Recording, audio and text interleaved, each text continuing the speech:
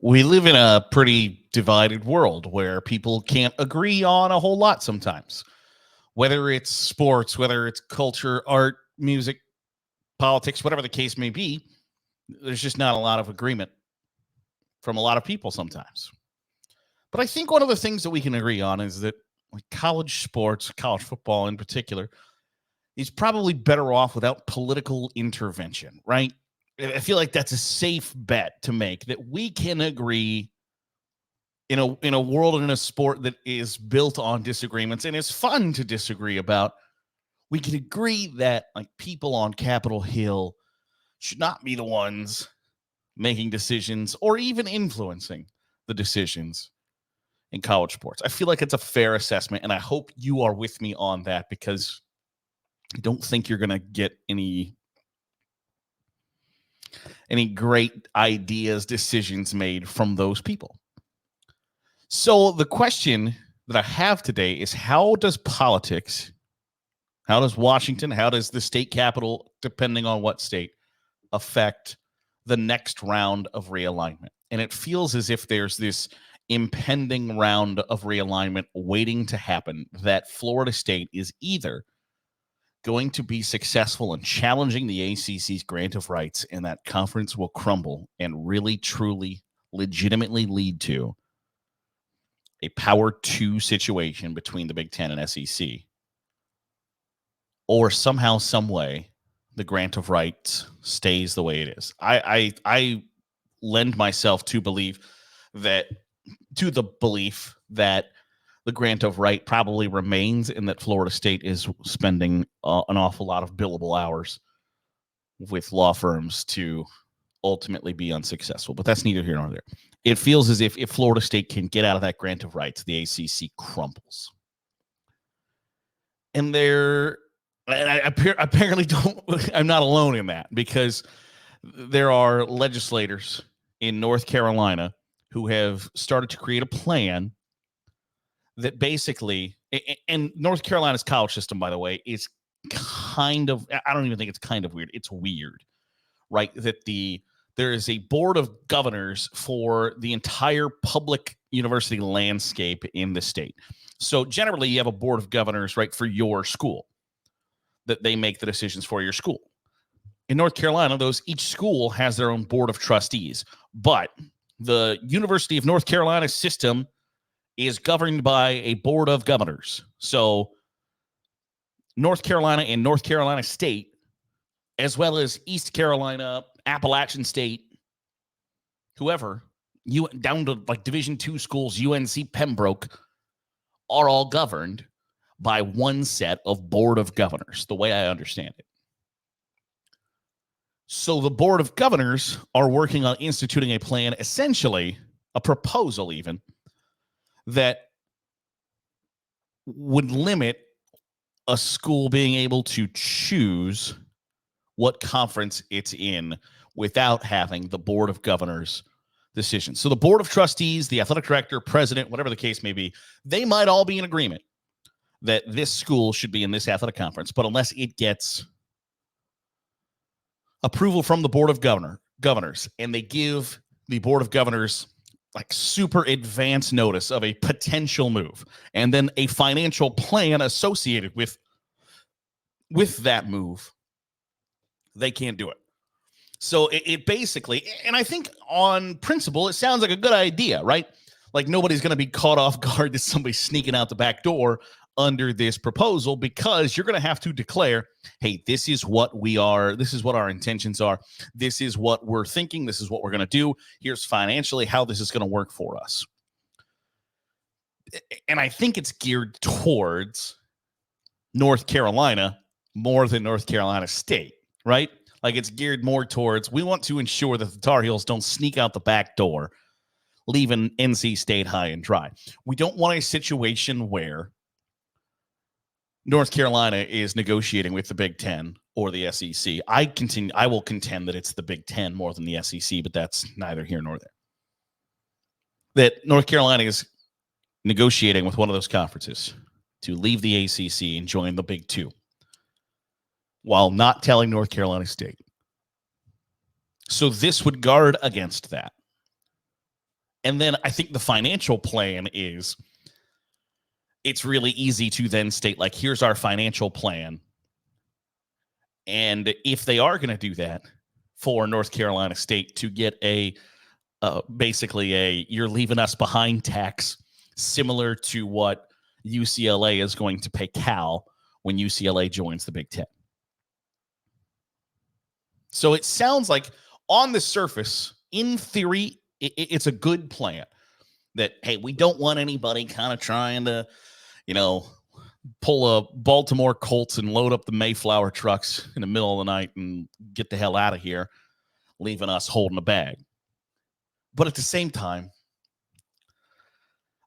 and I will say this until I'm blue in the face, college sports is a business masquerading as a TV product. I'll say that again. College sports is a business masquerading as a TV product, and even to a bigger extent, masquerading as a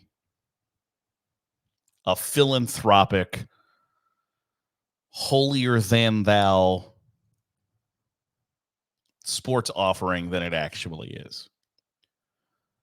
College sports is a business, and if North Carolina is wanted by one of the big two, and North Carolina State isn't, whether that's fair, right, the correct decision, whatever the case may be, it's a business. This is kind of capitalism at its peak. So is there a place for government interference here? I don't know. I don't want that to be the place. I don't want that to be the case. But at the same time, it does the idea that this proposal from the Board of Governors make like my job easier sitting here talking about college sports? Yeah, because North Carolina is going to have to show its cards before it makes a decision on its conference future. And I like that. I like having the ability to not be caught off guard by a report that comes out in the middle of the night. It's like, hey, by the way, North Carolina's joining the Big Ten. Wait, what? I like the idea of being able to talk about it before it happens, not being caught off guard, not it being part of a potential Friday news dump or anything like that. But at the same time, if North Carolina wants to negotiate in backroom deals that are shady and potentially disgusting, and there might be crimes committed or whatever, I don't know, there might be bribes taken.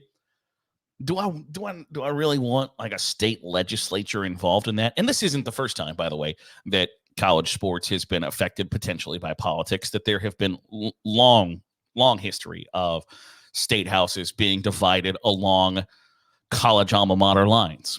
And that hell, for a long time, Oklahoma State and Oklahoma were a package deal. Oklahoma's not going anywhere without Oklahoma State until the money gets too good to bring Oklahoma State along. In Texas, it has long been a thing. Oregon and Oregon State had a similar thing back in the day where lawmakers were like, hey, you're not getting left behind. Now, it's not lost on me, and I don't think it's lost on you or the people who are trying to make those deals, that it's always the people who are fearful of being left behind that are the ones making the deals. And it's always the people who are fearful of being left behind that are throwing a fit and trying to argue that they shouldn't be left behind. Well, if you, as a lawmaker, legislator, whatever the case may be, have an idea that your school might be left behind, then the people who are involved in the sport, the people who are involved in the upper echelons of college football, have also considered that you shouldn't be brought along for the ride. So if you know that, they already know that. So you kind of already know your place in the hierarchy, right? If you're trying to guard against being left behind, if you're trying to guard against not having a seat at the table, preemptively, it kind of tips your hand to like, hey, I know we might be kind of punching above our weight, or we might be a coattail rider, but please, for the love of God, don't let us stop holding on to your coats.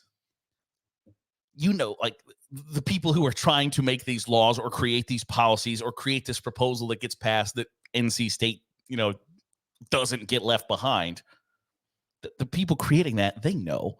What's up? They know that North Carolina is more desirable in the college sports landscape than North Carolina State is, or East Carolina, or Appalachian State, or whoever you want to. UNC Wilmington, UNC Greensboro, whoever. You know who the top dog on the block is. So in theory, is this a good idea? Yeah, I think so. But at the same time, should college sports be treated from the state house's perspective as like everybody is equal? Yes and no. Like under Title IX, yes. Should women and men have equal opportunities? Yes. But are those equal opportunities the same at North Carolina Chapel Hill and North Carolina Wilmington? No, they're not. They're just not. And that's okay. It has to be okay that there are levels, that there are hierarchies, that there are tiers of achievement, notoriety, investment, etc. That has to be okay. Because you can pretend as if this is happy fairy tale, sunshine, rainbows, unicorns world that we live in, when we don't. We don't live in that world. We live in the real world where, damn it, money and power are what are going to drive the next round of college football realignment. It's going to happen. It's not going to stop until, I don't think. It appears as if the Big Ten and SEC have gotten the taste of blood in their mouths, and they're not going to stop until they have gobbled up everything that they possibly can. And whether or not that's good for college sports is probably another discussion for another day. But when you start talking about like, hey, you know how we just expanded from a 14 playoff to a 12-team playoff? Well, what if we went to a 14-team playoff from a 12-team playoff, and we got 4 guaranteed slots for each of our conferences, therefore basically creating our own playoff? Okay, maybe a little far, pump the brakes. But there's going to then be a rush on how do I get into that conference to ensure that I've got a great chance to make the college football playoff? How do I have the best playoff access going forward? If North Carolina wants that, values that, and is going to be more desirable to one of those two conferences than North Carolina State, that just has to be okay. In my view, it just has to be like, all right, you can bitch, you can complain, you can make the case, you can put in legislation and proposals that the board of governors for the entire university system of the state has to know ahead of time, blah, blah, blah. But when push comes to shove, one side is more valuable than the other. And it's the same thing that Oklahoma is more valuable than Oklahoma State, and that Oregon is more valuable than Oregon State, and that Texas is more valuable than Texas Tech. That's just how it works. And sometimes you just have to, and it's a bitter pill to swallow. I wholly understand that nobody that's a fan of those schools wants to admit or confront the idea that you are not the top dog even inside your own state. But it's reality. And so do I want kind of needless intervention from rich old white guys in like $10,000 suits? Not especially. No, I think there's enough of that in college sports already that I don't need it from a political standpoint either. That'll do it for today's episode of the Daily Huddle. Appreciate you making us a part of your day, however it is, wherever it is you're doing so. If you're watching on YouTube, hit the subscribe button. Make sure you're getting all the great college football content that we're pumping out here on Saturday Glory. If you are listening on a podcast feed, drop a 5-star review. It goes a long way in helping out the channel. See you tomorrow here on the Daily Huddle with Saturday Glory.